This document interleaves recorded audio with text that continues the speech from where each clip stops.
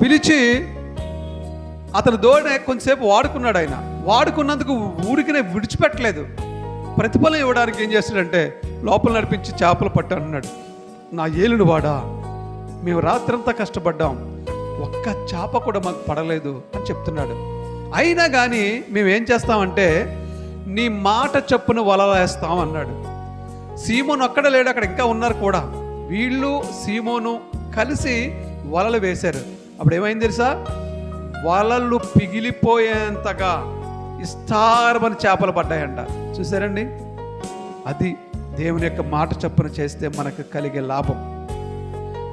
రాత్రంతా ప్రయాసపడ్డారు వాళ్ళు, ఒక్క చేప కూడా దొరకలేదు. కానీ యేసుక్రీస్తు ప్రభు మాట చొప్పున వలలు వేస్తే ఏమైందండి? ఇస్తారమని చేపలు పడ్డాయి.